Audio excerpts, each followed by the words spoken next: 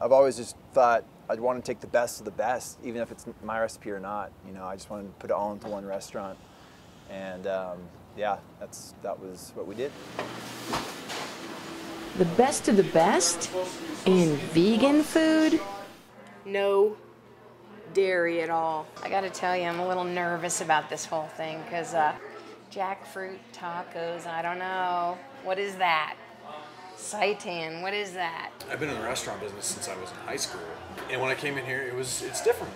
It's definitely different. Like I had the same thing. But what is seitan? You know? Yeah. And it turns out it's just wheat gluten that is high in protein, and it's used as a quote-unquote meat substitute. Even though we call the seitan we have on our menu right now, we call it a mock chicken. I'm kind of torn with that because to a lot of things, in a lot of ways, I feel it kind of does a disservice to vegetarian or vegan eating to be like, oh, this is fake chicken. When in reality, it's seitan, and you can cook it 100 different ways, and it stands alone on its own merit. Well, I think I'm ready to try some. Will you guide me through it? I think I can do that. Okay, good, good.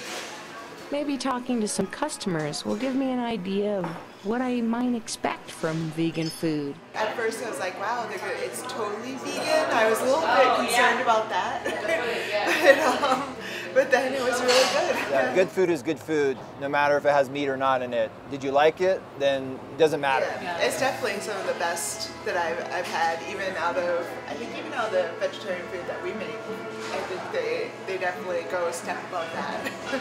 2 pages of tea and coffee. Black tea, green tea, white tea, flowering tea, red tea, herbal tea, lattes. Don't they have Coca-Cola? The Reuben, okay, the Reuben. Uh-oh, where's the beef? Where's the corned beef? Did it taste like corned beef? No, but it tastes really good. It's kind of a big adventure. Thank you, wow. This is so beautiful, I have to say. So this is your southern dish. This is the southern comfort food dish, the Kentucky Fried Freedom. Better. Well, let's try it. I'm cutting in here. Wow, it's crispy, really crispy. That's really good. Oh my gosh. How do you do that? In Asia, they've been making this stuff for like 6,000 years. Traditionally, it's made by washing the flour till all you have left is the gluten, and now they can separate that out. Imagine going to a restaurant and you have to make the chicken, you have to make the beef, you have to make the cheese, let alone all the sauces and dressings. Like, it doesn't exist. This is what we do every day. We make everything from scratch. I think a lot of people like the idea of organic and local, of course, but when it comes to paying the amount that it really does cost, they don't quite understand why it's a little bit more. I had the good fortune of traveling, a lot for years, and that's where I picked up a lot of recipes, like jackfruit. Jackfruit is used in Sri Lanka, and it's used in curries. And when I tried it, I was like, no, I'm vegetarian. I don't eat meat. And they're like, no, that's vegetarian. And I wouldn't eat it because I didn't believe them until I started seeing it around. I'm like, no, this is actually a fruit. And I thought it would be great in Mexican food, so I started developing that recipe. It's almost like a chicken taco, actually. It tastes like chicken. No, it doesn't quite taste like chicken, but it's a good vegetarian taco. And what are these? Is this kale? That's collard greens. Collard greens. Very nice. Garlicky, lots of good garlic in here. Mashed potatoes and gravy.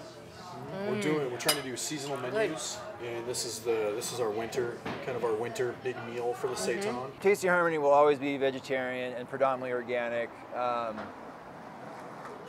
The reason being is that I think generally our culture is way extreme on the animal-based diets, and I'd like there to be one place where you can always come to where we won't have that.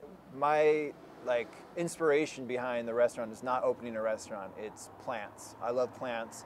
I love connecting people with plants and developing that relationship, because I really think that is a key thing that's missing in our society right now, is that connection to nature and more plants. It's that simple. I know I've made the film crew salivate here. eating in front of you all this delicious food. So come on over and let's feast. Grab a nacho. Oh yeah, get some guac there. Yeah, get some jackfruit. I'm Sherry Dew from Fort Collins Public Access Network, signing off with Food for Thought. Join us next week for more hidden treasures. Dig in, ladies.